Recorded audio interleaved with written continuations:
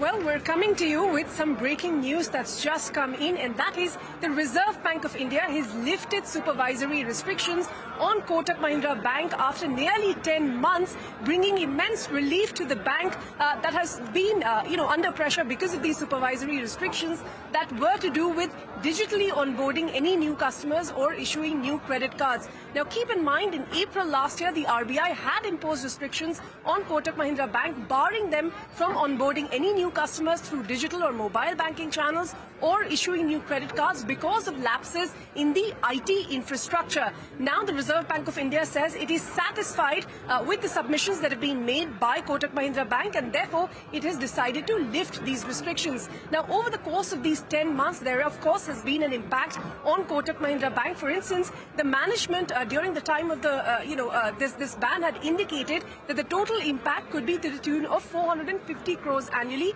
That is the figure that they had maintained even as per the last con call that they held with investors. Now, keep in mind, the big concern on the street had been that almost 95% of the new personal loans and 99% of the new credit cards at the time that the ban was imposed were being sourced digitally by Kotak Mahindra Bank, and therefore this ban was really going to hurt the bank. 90% of the new investments and 76% of fixed deposits and recurring deposits were also sourced digitally. So there was an all-round impact, and hence the relief is going to be large now that this ban has been lifted by the Reserve Bank of India.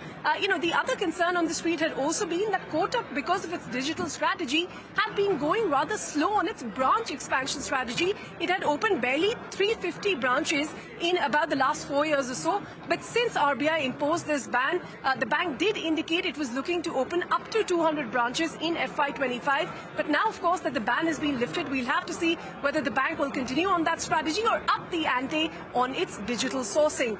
On that note, we're going to wrap this special, conversation on the Kotak Mahindra Bank ban being lifted. We'll continue with the break, but news and updates will continue on the other side.